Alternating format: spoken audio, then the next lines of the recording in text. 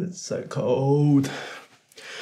Oh, it's freezing here. I think it's like 10 degrees. And this house is so cold. It's terrible. So it's been a few months since I've moved into this house and started the studio, and I guess really begin the journey of creating a ceramic business. So I just want to do this video for myself in terms of progression and what's been going on and what the plan is for the next step, really. So I doubt anyone will really watch this because this is not an interesting video, especially now that the business is so new. There's not much going on yet. I think there's going to be a bit of a lull until when things actually start being made. So one of the main things I'm doing right now is developing a style and creating glazes that would go well with the pots that I want to make. So I'm testing a bit of base glaze before I can start adding color into it to get more, I guess, special effects and different colors and stuff like that. But without a kiln at home, it's actually quite a slow process because I have to take it to the studio to get fired. And sometimes it takes at least a few days before it gets back. And then I have to readjust and do the same thing again. And I've been buying test tiles because then I can skip having to do the BIS fire, which is another extra few days. But even then, it's still a slow process. Comparing to having my own kiln, I can probably be testing every day and be a lot quicker. But it's a compromise that I have to live with, you know, not having a space for a kiln as well as not having the electrical work here at the rental house. There's no reason why I'll spend the money to get something made. And again, there's no space. So even if I want to, that's not something I can do. What else have I been doing? So I've got the shelf finally. For the longest time, I was throwing things and I was having things on boards and then trying to like place them on top of the heater, place them on top of tables, on top of my stools, and it was getting a bit ridiculous. So finally I gave into buying an IKEA shelf, and just now it's so much easier. I've got stuff on the top here which is bisfire and waiting to be glazed. So a lot of this I'm not going to glaze until I get my test tiles back because I want to make sure that it looks the way I want it to, especially this guy, for example. This is a little vase that I've made for a friend of mine. And this is probably the first quote-unquote commission piece. Not going to actually charge money, but we'll just trade a bit of skills because she does a bit of work in marketing and things like that. So it's going to be good to have a bit of knowledge and, you know, a couple of sessions here and there just to have a chat about, you know, strategies and what can be done better. You can actually see here. I have to put it all the way back here. Also this I quite like as well. It's in the same clay as this guy, and this will come as a pair because I do think they look quite nice together, like so. This is a bit, I don't know what happened, but I think something must have came loose in the middle of firing. I'm just gonna, that's better. A bit more space to work with. Yeah, so you can hear it. I don't know how that happened. Something must have broke off in the inside, so now it's like a little rattle. The base is also not as flat as I should have made it. So now there's a little bit of wobble, which is fine. It's a decorative piece. It's meant to sit on the shelf and not be touched. So yeah, but I quite like it. And yeah, these two together, I think make quite a nice little pair. Actually, I'm just gonna put this down so I don't break it. So this is made in the mid-fire speckle clay, called Chris's mid-fire speckle clay from Claywork in Australia. I've also been trying this other clay out. I don't want to tilt this too much. So it's similar to that. It's also Chris's speckle clay, but this is the lighter color, where this is going to be a darker color. So it'll be interesting to see. This is a little plate I make. I don't make plates very often. I feel like I should, but I need to buy more larger bats because I only have 2 right now, and yeah. As you can see, this is you know, my second large bat, and then once these 2 are being dried, I can't really touch this one yet because this, yeah, it's not quite ready to come off. But you can see the texture a little bit better. Is the camera focusing? Yeah, I don't know if you can see the speckles in it yet. But it should show up more once it's been fired. And I think at the moment I want to try speckle things because I think my forms are quite simple, like stuff like this. It's quite, a simple form, and a bit of speckle that comes through the glaze would be interesting. I've also got this little guy which I've made recently. The most important thing is it features the new stamp. How cute is that? I think this will be more like a little teacup.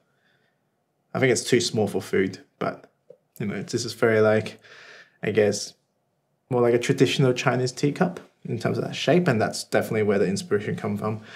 When I threw this, and then I was like, I'll just make a lid for it because it'll be cute. So it might be surprising, but these two, this is the same clay. So this is before firing. This is a bone dry. It's almost bone dry, green ware, and then this is best fired. So it's funny how much it changed, and when people see the yellow clay, they're like, oh, what's that? Especially when I'm live streaming, people seem very interested in the yellow clay because it's, not as common as the red and the white. And then these are the third clay that I'm also testing out right now. It's a gold raku. It's got a lot of grog in it, as you can see. Focus. There we go. So you can see a lot of sand and speckles and grogs coming out. So this was trimmed, and I think that showed a lot more of the grog that's inside, where the way I smoothed it out with a metal rib and the silicone rib, you can see that it's a lot smoother on the inside compared to the outside. So that contrast might be nice, but I don't know how to glaze this guy yet. So it's just a couple more similar things. So I think this is something that a lot of us who makes pot would experience, and that's S-cracks. See that on the inside? It's gone all the way through. That's something I have to work on, and I think it's just one, not compressing the bottom enough, and the base is a lot thicker than the walls. I mean, not a lot, but like it's a little bit thicker.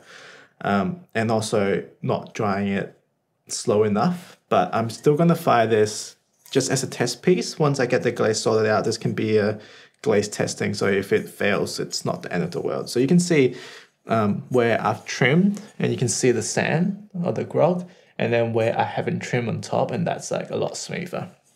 So yeah, this will be a good example of like what could be achieved with this clay. It was very hard to throw with. I don't know if the bag of clay I had was quite dry. It was very stiff, but you can throw it quite big quite easily. So I couldn't even wedge it properly, to be honest. So I just ended up throwing off the hump in one big lump. And then this I was just messing around. So all these I kind of threw as just a test, so I can fire them and see what they're like. This is just something I've carved the base out instead of trimming, just because it was so chunky and I was getting a bit lazy. So I just grab a trimming tool and start like carving. It's probably not something I'd do very often, but it was fun to give it a try. So that's what I've been up to in the last couple of weeks or the last month or so. Before then was a lot of setting up, and I've made a few things. Actually, so this is the first glaze that I made. It's based on the recipe out of the, what's it called? The Complete Guide to High-Fire Glazes by John Britt. That title might be, something similar, but not exactly the same. And it's a matte white glaze that I actually quite like, but it's not functional at all. I find that it's a bit too matte, so it's not very food safe, because matte surface apparently could harbor bacteria because of the gaps in the surface that it can cling on, where a glossy glaze, it's like glass, where it's a lot easier to clean. Also, if you leave, I find that if anything acidic is left in that glaze, it leaches into the glaze and it becomes crackled. So that's not going to be a functional wear glaze, and I'm just going to use it as a decorative glaze. It's also a bit too white. It's almost too perfect, which is weird because initially I wanted to make things that are pure white and quite simple. And I think I've kind of drifted away from that a little bit, and now I want things that has a bit more, I guess, life in it. But once all this is fired, who knows, maybe I'll change my mind again. And then I think that's why I'm gravitating towards the speckled clay, because I wanted a bit of interest that's kind of random and just rustic, if that's the right word for it, or just more handmade.